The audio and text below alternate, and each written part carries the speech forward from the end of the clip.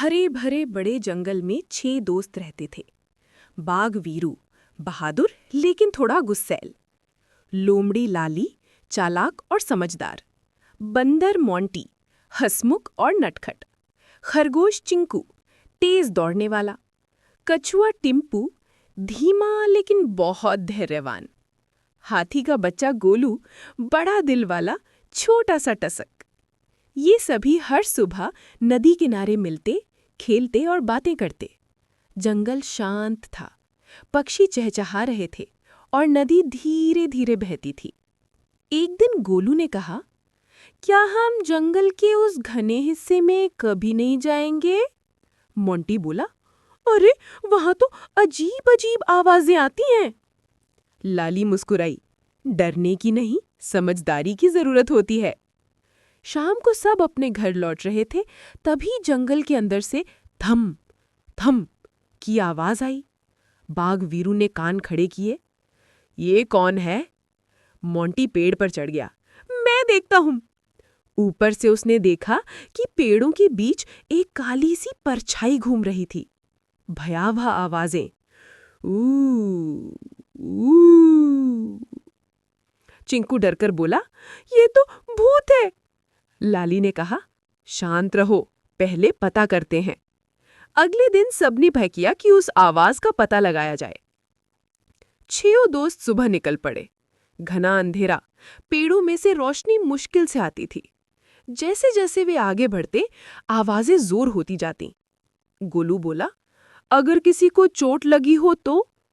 Tempo ने अपना धीमा कदम रोककर कहा, हम मदद करने आए हैं, डरने नहीं। अचानक धड़ाम, एक पेड़ गिरा और सब उछल पड़े। पेड़ के पीछे से कोई दहाड़ा। बाघ वीरू ने आगे बढ़कर गर्जना की, कौन है वहां?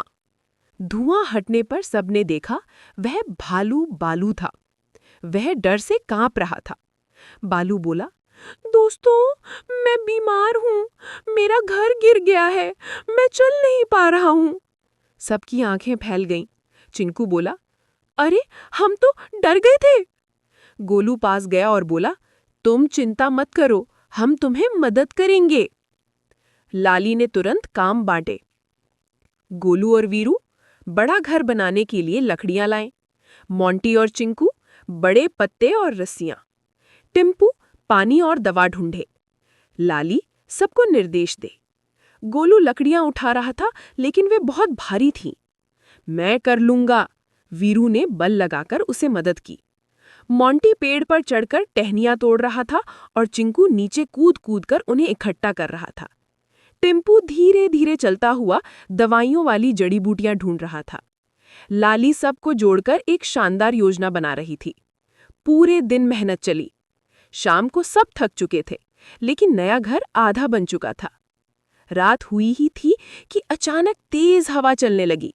घर का आधा बना हिस्सा हिलने लगा। थड़ थड़ थड़। मोंटी घबरा गया। अरे ये तो उड़ जाएगा। वीरू ने दहाड़ लगाई, सब संभल जाओ, ये तूफान है। गोलू ने पेड़ों को धक्का देकर हवा रोकने की कोशिश की। लाली चिल्लाई, चिंकू रस्सियां भेजो, टिम्पू पत्तों को दबा कर रखो।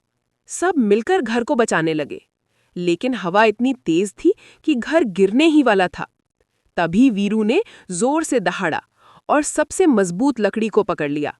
गोलू ने अपने बड़े कानों से हवा की दिशा मोड़ दी। बाकी सभी ने पूरी ताकत लगा दी। कुछ देर बाद हवा रुक गई। सब थक कर गिर पड़े, पर घर बच गया। अगली सुबह उन्होंने बालू को उसके नए मजबूत घर में बिठाया। वह भावुक होकर बोला, तुम सब तो मेरे हीरो हो, अगर तुम ना होते तो मैं कहां जाता? वीरू मुस्कुराया, दोस्त मिलकर कुछ भी कर सकते हैं। टिम्पू बोला, धीमी चाल हो या तेज, सबका योगदान जरूरी है। लाली ने कहा, अकिल, हिम्मत, मेहनत, इन सब का मेल ही ताकत है। शाम को जंगल के सारे जानवर आए। सबने 6 दोस्तों के सम्मान में बड़ा उत्सव मनाया। मोंटी ने पेड़ से झूला लगाया और सब झूम कर नाचने लगे। गोलू ने फूलों की माला बनाकर सबको पहनाई। चिंकू ने अपनी तेज दौड़ का खेल कराया। टिम्पू ने बच्चों को जड़ी बूटियों का ज्ञान दिया। वीरू ने एक छोटी सी गर्जना की, जो धन्यवाद का सूचक था। लाली ने सबको समझाया कि जंगल की असली ताकत उसकी एकता है।